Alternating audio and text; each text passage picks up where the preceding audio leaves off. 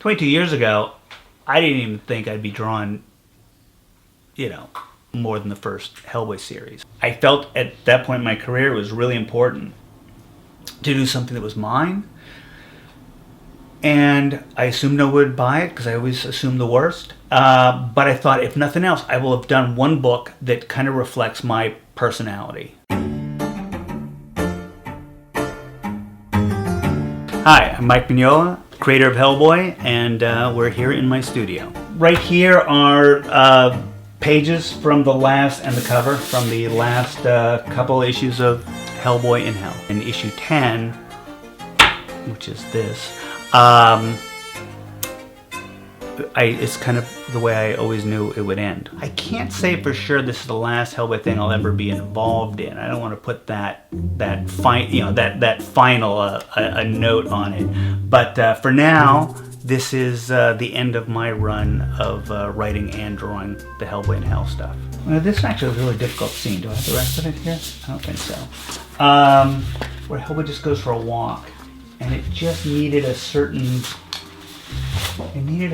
mood. It needed to go someplace. So we leave this area with these tombstones to go to a city where the buildings are kind of the same kind of feel as the tombstones. It's just the buildings are all kind of, I just literally didn't know what I was looking for until I pieced the buildings together in the right way. There's some part of me that says I'll know it's right when I see it. Right. So you just draw and erase and draw and erase and draw and erase till you go, oh, I think that's finally it.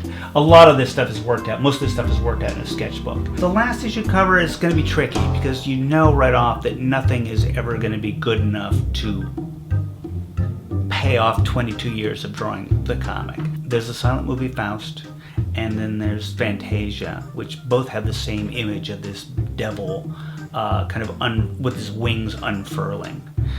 It was a scene that was supposed to be in the second Hellboy movie, which I'm so sorry we didn't do. But I thought, well, this is my chance to do it, to do my Night on Bald Mountain Faust giant devil.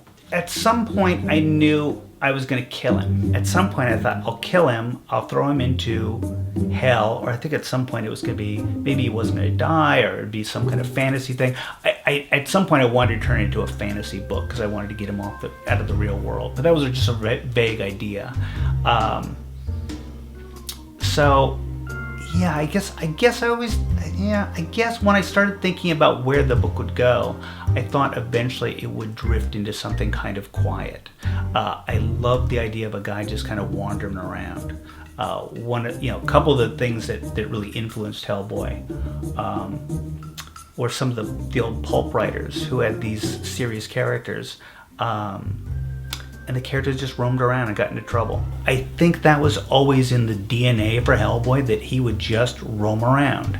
And a lot of the early short stories I did, you'd find him in Japan, but he's like sleeping under a tree.